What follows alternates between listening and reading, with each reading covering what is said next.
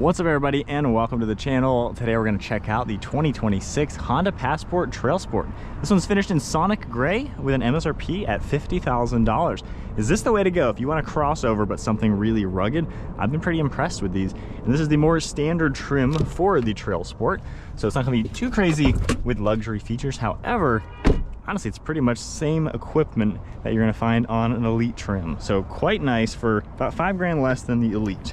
With that, we got the gas struts for the engine, and what's nice to see with the new Honda Passport, this has a 3.5 liter V6. So simple engine, 285 horsepower, 262 pound-feet of torque. You got a 10-speed auto, it can tow 5,000 pounds, and we have an all-wheel drive system. Got an 18.5 gallon fuel tank, and you're looking at 18 in the city with 23 out on the highway. This color certainly looks really good on it. A nice flatter color for the gray. There's no pearl or anything to it, so just a really basic color, but it looks great. Got LED headlights with a nice daytime running light. Trailsport badge, Passport logo. It's all stamped into the bumper. You got a nice trim piece on the hood and then 3 different grills to provide a ton of airflow. I love the orange powder coating on these recovery hooks. Got your parking sensors, LED lights, and then a little bit of plastic trim for that front bumper. For the side, you're going to get a really nice set of wheels. I love this design. They're 18-inch diameter, really cool looking spokes with an all-terrain tire, and then the plastic trim to protect the bodywork. You got a couple sharp body lines throughout the side, and then the lower side skirt has more of the plastic trim just to keep everything nice and protected. Got gloss black mirror caps, door handles, and a very boxy overall side profile. One thing cool, that third window has this plastic material up above, so you can see how it's all kind of integrated to make this all look like one section, like the old Passports from back in the day. So I feel like they've added some heritage to the design, which is quite nice. Got little mud flaps in the back, and then at the back, you have some gloss trim, a little bit of plastic material, and then all your badging with some silver trim in the center.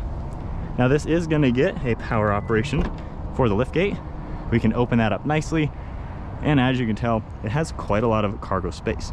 You're gonna get 44 cubic feet with the seats up, and then in this configuration, 82.5 cubic feet of cargo space. So really nice and roomy. I also love there's cutouts here, same thing over on the left side, and then we can even open up the floor. This is great to go grocery shopping, put all your cold items in it, or if you're on a camping trip, you can do that quite nice. And honestly, if you're gonna overland in this, I think you could fit a small sleeping bag, mattress of some sorts, and this would be a pretty livable car. You got a nice tire in the back as well, but definitely quite roomy back here to use this for the adventure. Taking a look on the interior, once again, these fold nice and flat. Can't complain with that kind of space. And then lifting these back upwards, we have 3 seats here. You have an armrest and cup holders. There's air vents and plugs. You also have some extra storage. Now this standard trim level has this nice synthetic leather material with the fabric and all the orange accents. So it's a pretty nicely appointed interior. You have more of that material all throughout the door panel, a little bit harder plastics back here than in the front. And then hopping in at 5'11", I have a really good amount of space. So great legroom, really high headroom, panoramic sunroof, and the seats, while they don't have any adjustments, they're at a good angle and they comfort your legs very nicely. So really can't argue with that. Moving on to the front seat now. You have the smart key where you can lock and unlock it. And then the door panel, once again, just like the back, a little bit softer material, and then we have memory seating as well. Lots of hidden storage areas. You got power controls, same seating material with the 2-tone fabric and leather material with all the orange accents, and then a black leather wrap steering wheel. Inside, let's fire up the 6-cylinder. Got the memory seating with the comfort access. Controls on the left and right for Bluetooth audio and cruise control. And then each side you can configure a couple things. So you can see all sorts of things popping up on that right screen all throughout the vehicle, even some off-road settings and the all-wheel drive system.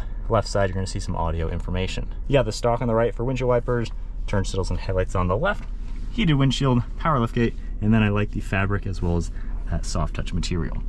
Got more soft touch on the dash, cargo space here, and I like how the fabric kind of blends into the door. So a really nicely appointed car. I think it's really cool in here, honestly. Not a bad place to be. For the multimedia screen, like you've seen on most Hondas, really simple. You have Google Assistance as well. That can come up. And then we have more things on the left. We also have the home icon, and then a few other things will be on the right side. For reverse, you're gonna have a nice backup camera, all those different views, P button for park, and then you got the Passport name, your air vents, and all the climate controls. You can configure the rear climate as well, adjust all that, heated seats, dual zone temperature, storage, and wireless charging. Got a couple plugs and more storage, and then you do have drive modes. We have street ones, and then we have different off-road settings, even into a tow mode. You can see some more padding, the contrast, and then a lot of space in the center, as well as over on the right side. One last look at the interior. Honestly, the standard Trailsport trim feels kind of rugged and yet pretty nice place to be. Another look at the roof. Got a sunglass holder, all of your controls, and then your mirror. All right, so setting off now in the 2026 Honda Passport. Quite nice to see a normal V6 along with a normal automatic transmission. So no 4-cylinder CVT in this. This is basically a crossover SUV. It still is a unibody, so it's not body on frame like, I guess, a more traditional rugged SUV. However, this is about as rugged as you're gonna get with a crossover platform. And honestly, this thing, I think, can speak to a lot of people. It feels nice when you're driving, it's comfortable, it's smooth, the steering's easy. It's really easy to operate this. However, you have a lot of space in here, and with the all-wheel drive and drive modes and everything, this is a pretty rugged vehicle at the end of the day that is gonna be able to do some light-duty trails. You're not gonna be rock crawling in this, obviously. However, you know, if you wanna go on a camping trip or something, maybe even an overland adventure to where it's just some off-pavement types of trails, this thing is going to be able to do it a lot. I've seen Passports off-roading at a few off-road expos, and they can handle a lot with the ground clearance and everything. Of course, the all-terrain tires. But I like how you can get a lot of ruggedness with this vehicle without sacrificing the on-road capabilities. Like I said, it's smooth, it's quiet, it's comfortable. Even just going 40 on a bad road, you really can't complain. It's a nice place to be. All the tech works really well as well, and the maneuverability is quite nice. The suspension absorbs bumps well. I mean, this wouldn't be at all an issue just doing a nice little dirt trail or something. So going on a hiking trip, a nice maybe family weekend getaway or something with that adventurous idea, you know, this is kind of the vehicle that can do it without having to drive something that's uncomfortable on the road. So it seems to pack quite a lot for the price. You know, this one's more of a basic Trailsport at 50 grand. The Elites are gonna be around $5,000 more, which will have the real leather seating, a couple more options. But honestly, this one seems to pack quite a lot for 50 grand. And when you compare it to some other $50,000 SUVs, honestly, this seems like it's kind of a good blend of one of those body on frame ones and a more basic 4-cylinder crossover. So I'm liking what the new Passport has to offer. It's an all new vehicle for 2026. The design is almost a little understated, a little retro, but also modern at the same time. So they've done a cool job styling it, just giving it that boxy appearance without making it too bold and too aggressive. The tech works great. Like I said, everything's pretty user-friendly. If you're unfamiliar with Honda, or maybe this is your first SUV, I think it's an easy vehicle to use and an easy vehicle to drive. It's easy to place. You can tell where the front is. The visibility is all pretty nice. Really don't have any complaints. Looking over your left and right shoulders. Cameras, of course, do a good job too. So this is something that I think a lot of people could get into and use this for the family as well as the recreation.